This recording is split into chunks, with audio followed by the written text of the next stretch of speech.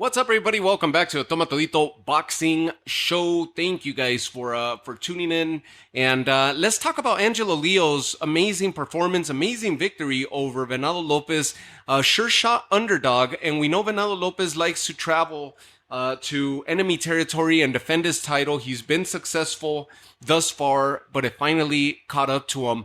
Those of you that have heard this, my episodes in the past, you guys know, and if you haven't, then go check out the catalog. I've covered Angelo Leo's previous fights, recent fights, since he lost his title to Stephen Fulton at 122. He migrated to 126 and has been an absolute monster at 126. Pro Box TV has aired his last few fights, and he's been absolutely impressive with his power, transitioning well into this new division, into this heavier division. And he's looking faster and better than ever. And you hear me talking about Angelo Leo on those episodes where I couldn't wait to see him challenge any of the champions, because I knew he was going to be a threat for any of the champions. He could pose a lot of problems. And this was the case. It culminated this past Saturday night. Angelo Leo is back at the top, a 2-division world champion now. He's just hard-nosed, bite down on your mouth guard and throw down. And he's that type of fighter, old school style fighter, that just takes the fight to his opponent. Zero intimidation, zero F's given, just balls to the wall with this guy. And he did that. He went at Venado. He got caught several times. Venado started very well on this one. It just looked like he wasn't himself, though. Venado Lopez gassed, lethargic, off his game. Angelo Leo's style was posing a lot of stylistic problems for Venado Lopez, where he wasn't able to be his usual self of bouncing in and out and utilizing his footwork to get him out of trouble. Angelo Leo's angles, Angelo Leo's attack, and the flow of the fight was very disruptive for Venado Lopez, where it never really allowed him to get his offense going, and instead ended up deteriorating or diminishing the stamina of Venado Lopez, where you would see him visibly and visually just breathing heavy and struggling for air, blowing out his mouth hard every time they were clinching. It wasn't the traditional Venado Lopez that we're used to seeing. This event, of course, took place out in Albuquerque, New Mexico. It's a fight that I submitted to see if I could get press access and go cover live. While all the attention was out in Las Vegas, I wanted to go to this one because I deemed that it was going to be a smaller event, which it was, with not too much attention. But it was a fight where I've been following Angelo Leo's resurgence since he lost that decision and lost his title at the hands of Stephen Fulton. And I've been wanting to, I've been following his career, a lot of interest behind his career, and I wanted to go see it live and see what he would do in that setting, in a home setting, surrounded by his home crowd. He's a New Mexico native, of course, and to see how Venado Lopez would perform in a live setting as well, because he's going to Japan, he's going to everybody's house, putting his title on the line and coming out successful and just making people just look subpar to what he brings to the table. And I wanted to see this live. I wanted to see it in person, and of course cover the event, bring coverage to the event that I thought was going to be a fairly important one for me. I didn't get access to it, so those of you guys that are following the channel and following me along, whether it's Instagram or YouTube, you guys know that instead I didn't want to stay just sitting. I had planned on making this a fight weekend. So since I didn't get press access, I failed to submit in time to Golden Boy, and so I was too late there. So I was SOL. So I was like, okay, what am I gonna do? Lo and behold, the Nevada Boxing Hall of Fame was hosting their event this very same past weekend out in Las Vegas, and so I took a flight out there. I took a flight last minute, showed up on Friday evening, and just went straight to the Hall of Fame meet and greet, and walked away with some really cool interviews. that I hope you enjoy. If you haven't checked them out, you could check out some reels that I got on Instagram, or you could check out the full version of the interviews on YouTube. Winky Wright, Zab Judah, Michael Nunn, who's a great former middleweight champion, and he was campaigning in the 80s just as the Four Kings were starting to campaign at higher divisions. Hagler had just retired. Michael Nunn was starting to basically run that division with everybody who never got a chance to challenge the Four Kings. Everybody who was lining themselves up as the next guard, Michael Nunn was the one to mediate those waters, and he set atop those waters with a 58-4 overall record. I believe he was the IBF champ at that time. Amazing fights against Tate, against Iron Barkley. Look up Michael Nunn if you're not familiar with who he is. Vinny Pazienza, I got to see him. Vinny Paz, I got to talk to him for a couple minutes, and what a great guy. What a great guy. I became even bigger fan of his after watching his movie, which Miles Teller, we talk about it during the interview. Miles Teller did a great job on that movie. Anyways, I wanted to stay busy. I shot out that way, and just to see if I could meet and greet some boxers, and keep the channel going, keep the channel growing, and bring you some more content. But this was the fight that I wanted to shoot out to, and that I wanted a chance to. Hopefully in the future I will. I'll get a chance to go cover another top rank event. And this was it. This was the one that I really wanted to. Angelo Leo, VENADO Lopez, amazing headliner for me just on paper. And the way that the fight played out completely different than what I envisioned. I thought it was going to be a high octane, high paced fight, and it wasn't. We ended up enduring. Once the fighters ended up coming into their own, settling in, we started seeing a disrupted fight. A lot of clinches, a lot of holding, a lot of grabbing, and punches being thrown on the break, punches being thrown on the reset, and we started seeing basically a matchup of pot shotting where it ended up playing to the favor of Angelo Leo, who doesn't traditionally fight like this.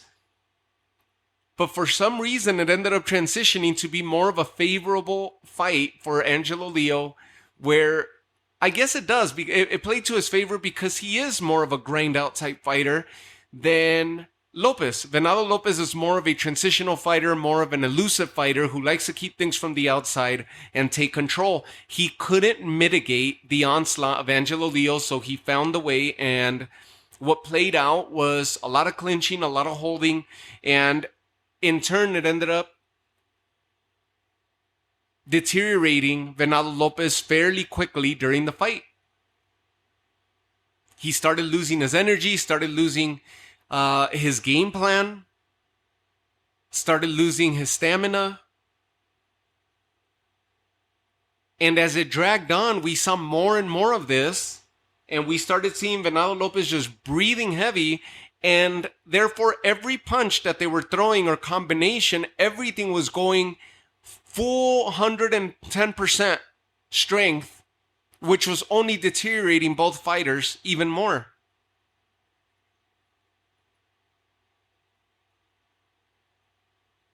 Then comes the knockout in the 10th round. Amidst the break, they break free from a clinch. They create a little space. Angelo Leo ducks to his left, comes up with a nasty hook, which was almost a hook / left uppercut that he landed, an angled uppercut that he landed, flush on VENADO Lopez, dropping him to the back, dropping him backwards, at least I should say, dropping him backwards. VENADO Lopez timbers onto the ring with his head bouncing twice off of the canvas, knocking him out completely. Eyes open, rolling to the back of his head, concussed. Didn't know where he was, couldn't move, stiff as a board. The referee, as he tried to move, the referee almost looked like he wanted to help him up and then try to help him stay down, because he was in no condition to be moving. He was tensing up and tightening up even more. Nasty knockout blow delivered by Angelo Leo, And that's the way you win a title. If you're going to take a championship belt from a champion, that's the way to do it. You leave no stone unturned, no questions unanswered. Angelo Leo is the new IBF featherweight champion of the world. And now joins the likes of current champions Divino Espinosa, who looked great in his last outing, in his first defense of the title. He joins the likes of Ray Vargas and Nick Ball. Nick Ball dethroned Ray Ford. Ray Vargas, the longest reigning champ in this division, who came away with a draw against Nick Ball and retaining his title. Divino Espinosa just walked away with his first defense after lifting the title from Robesi last December. And then you got killers like Brandon Figueroa. You still have Ray Ford, but he might be migrating up to 130.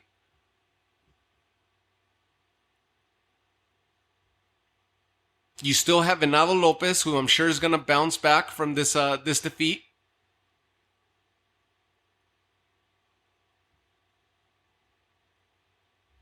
A lot of great talent in this division.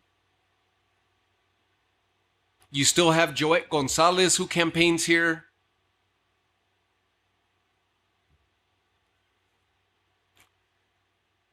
Ronnie Rios, Alexis Rocha older brother.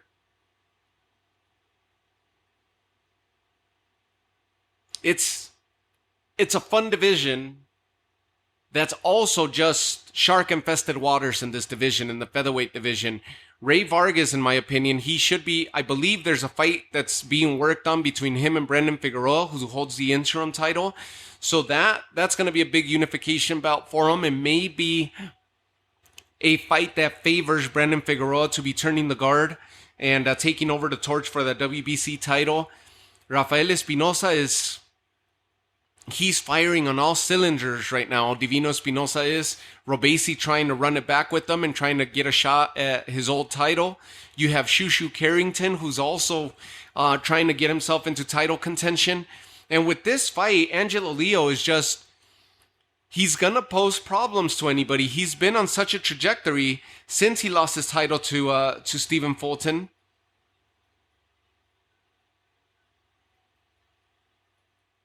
And he's just, whatever he's doing is working. He's just got to keep going. Since that loss to Stephen Fulton, he's been on a 5-fight win streak, including this one with VENADO Lopez. His last outing was against veteran journeyman Eduardo Baez. This is a 5th victory in a row for him. 3 knockouts of those 5 victories. And this recent one, of course, being the most meaningful of these 5 past fights because he lifts the title and takes it with a highlight fashion against VENADO Lopez. The highly favored VENADO Lopez came into enemy territory. It didn't pan out for him. Not on this situation. So we'll see how soon Angelo Leo returns. Congratulations to him and New Mexico Boxing. Angelo Leo, champion for a second time in his career. And he is someone to reckon with. VENADO Lopez suffers the 3rd defeat of his career. He now sits at 30-3 with 17 knockouts. His prior defeats, of course, earlier in his career against Abraham Montoya, which was a split decision, and Ruben Villa back in 2019. That was a unanimous decision. Since then, he was perfect on a huge win streak until this one. This is the 3rd loss of his career and the only stoppage loss that he suffered thus far. For Angelo Leo, he now gets the 25th win of his career. His only loss coming at the hands of Stephen Fulton, where he lost his 122-pound title. 12 knockouts to his credit, and the 12th being this recent one this past Saturday. So action going on in Las Vegas between Virgil Ortiz and Sergey Bohachuk, and at the same time in New Mexico, this was taking place, and a huge knockout victory for Angelo Leo to become the IBF champ at 126 pounds. To round out the card, some fighters that you guys have heard me talk about and mention here, some fighters that I have interviews with on my YouTube channel that you could go check out. Lindolfo Delgado, who's a 140-pound former member of the Mexican national team. He campaigns at 140 pounds, fought an undefeated fighter in Brian Flores. This was a tough fight for both fighters, but a tough fight for Lindolfo Delgado, who is a big name, or a notorious name that Top Rank is really banking on to make noise at 140 pounds and start challenging the likes of potential Teofimo Lopez or any of the other champions. Teofimo, of course, being with Top Rank, this would be a fairly easy matchup to make. Lindolfo Delgado is on the way up, but this fight ended up testing him a little bit more than what we're used to seeing him in the past. Brian Flores gave him everything that he could handle. In the end, Delgado gets the decision win. It was a 10-round fight where he manages to drop Flores in round 3, and then Flores gets deducted a point in round 7 for a low blow. It was that kind of fight, a testy fight, a back and forth fight where it was just bad blood the entire night. It was a tit for tat matchup to see who could hurt the other, and it started brewing into more of an animus type fight between these two. In the end, Delgado gets his hand raised. He remains perfect. Now 21-0 with 15 knockouts to his credit. He's a big body. I interviewed him earlier this year. He's a big body, and he told me, he was very open about it, where he says that yes, it's natural for fighters to struggle during weight. It's the uncomfortable part of being in camp and making it to the fights, as he stated. But it's what needs to be done. He's like, yeah, nobody likes doing weight cuts. They're always tough. They're never easy. But we made it. We made weight, and I'm gonna stay campaigning at 140 for a long time. And he's hoping that he'll manage to get a title before he moves up. But he is a big body, wide shoulders or broad shoulders, big frame, where he can easily make welterweight and compete with the welterweights if he chose to do so now. But he's still managing to control the weight and make 140, and his power delivers at 140. He's performing well at 140 pounds, and he's going to be trouble. He's going to be trouble for just about anybody that's campaigning at 140. Lindolfo Delgado against Arayo Vargas. I mean, this is a very highly skilled boxer with good pedigree behind him, good amateur pedigree, that he's able to pick apart boxers, especially boxers that like to lunge forward. He's able to create space. He's able to generate a lot of power from his angles and the angles that he chooses to deliver his punches from. And he's going to pose problems for anybody. Maybe one more fight, and you bet that you're going to see him challenging for a title.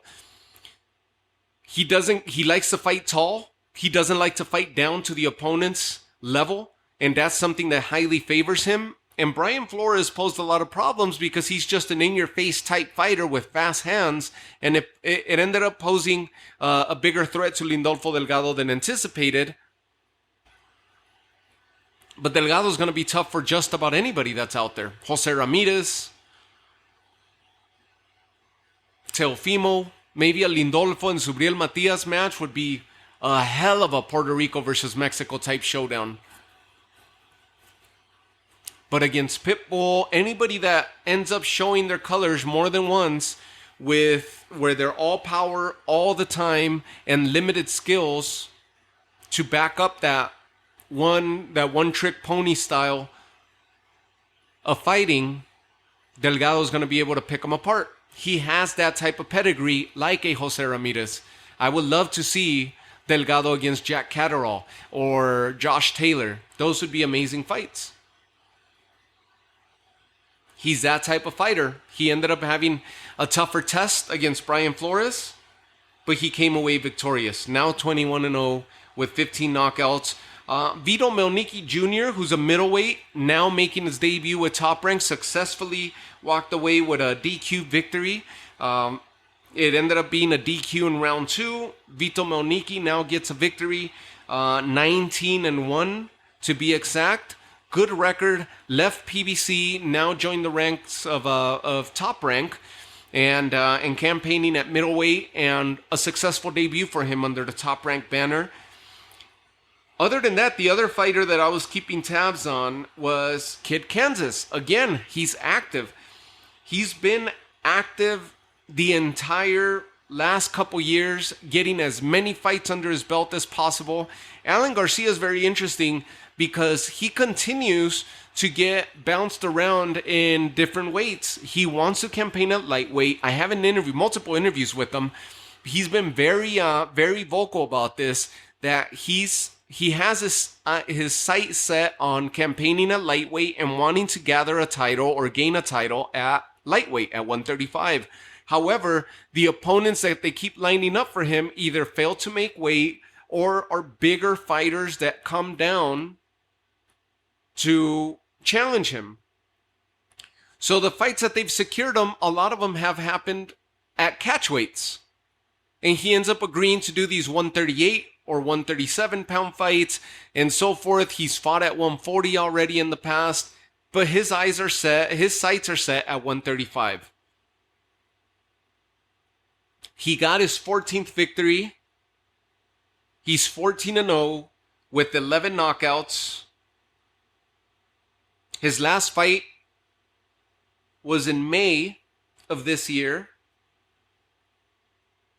on the undercard of Navarrete and Baranchik, where he came away with an 8-round unanimous decision over a veteran, Wilfredo Flores, a tough fighter, journeyman fighter, just battle-tested,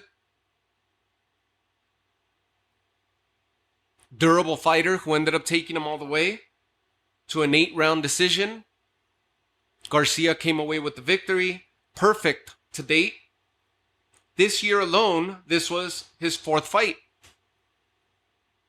Kind of unheard of.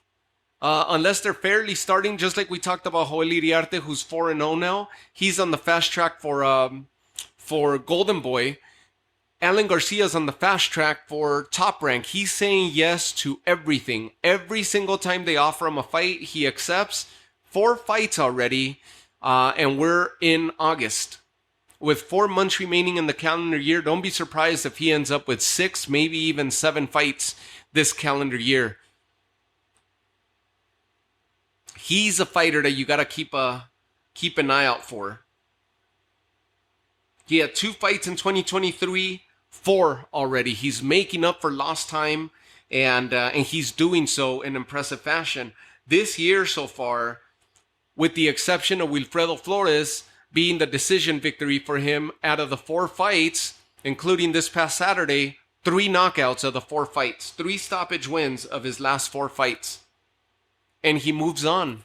Don't be surprised if he makes it on that co-promotional fight and card that's coming up between Top Rank and Golden Boy. I don't know if it's a co-promotional or if Top Rank took the full card, but Jaime Munguia is going to be headlining it, and he's a Golden Boy fighter. Eric Bazinian is a Top Rank fighter at super middleweight. And as of now, it looks like Top Rank is headlining the entire thing. Don't be surprised if we see Alan Garcia on that undercard as well, and that would be his 5th fight for this year. That's what I'm talking about, fast track. Unheard of for most fighters nowadays. You don't hear about fighters taking up on that many fights. I think Kermel Moulton, who's also making a lot of noise, he's somewhat doing that. And Emiliano Vargas, let's not forget about him. Emiliano Vargas seems to be on every single Top Rank card, or on most of them. He wasn't on this one this past weekend, but he seems to be on most Top Rank cards nowadays. He wants to smoke, and these guys are on that fast track to establish themselves, not just as household names, but they're establishing themselves within these divisions and starting to take out the up-and-coming contenders who are in similar trajectories as they find themselves in. Alan Garcia, Emiliano Vargas, they're lining themselves up for bigger things. And eventually, they're either going to run into each other or they're going to run into Keyshawn Davis, who's on a similar trajectory, Floyd Schofield, Kermit Moulton. All these guys are doing, they're moving in that way. They're fighting in that way to line themselves up quick. Come 2025, don't be surprised that these guys are starting to get title shots and starting to move atop the division. A division with veterans at the top, in the same division that where Camarón Cepeda campaigns at. You still have Giovanni Cabrera, who's a tough test for anybody. And you have Lomachenko and Baranchik, two champions, one for the IBF, one for WBO, both out of Ukraine. You have Gervonta Davis and Shakur Stevenson at the top to round out the top of the division. I mean, holy crap. And this is where Alan Garcia is trying to make his name at. And he performs well. A lot of power that he's able to generate behind those punches. And obviously, proof is in the pudding. 3 of his 4 fights have ended by knockout, 11 overall, with 14 victories. So he was the other one that I was keeping an eye on this card. But Angelo Leo stole the night, stole the show, and walks away as a 2-division champion. Congratulations, Angelo Leo. And New Mexico has a new champion. And I can't wait to see what awaits Angelo Leo in the coming fights. Because now, hopefully, the champions will start fighting one another. We got Shushu Carrington right there for top rank. That would be a good fight to make. And Divino Espinosa and Shushu, hopefully that happens, or Robesi and Divino Espinosa, or what have you. There's a lot of movement, a lot of fights that could take place, and that shouldn't be too difficult to make, because a lot of these promoters have multiple fighters atop these divisions, especially the featherweight division, and those will be really fun fights to make. And Venado, glad to see that he's okay health-wise, and hopefully he returns soon and puts this defeat behind him quick and doesn't linger too much, because it was a nasty knockout. But once he recovers and gets himself back gathered up and ready to go, he's a fun fighter to watch as well. Awkward style for sure, but fun fighter to watch. And it has given us a lot of highlight reels to date as well. So hopefully he comes back somewhat soon, maybe even prior to the calendar year closing, and he doesn't sit out the rest of the year. That way he keeps himself active.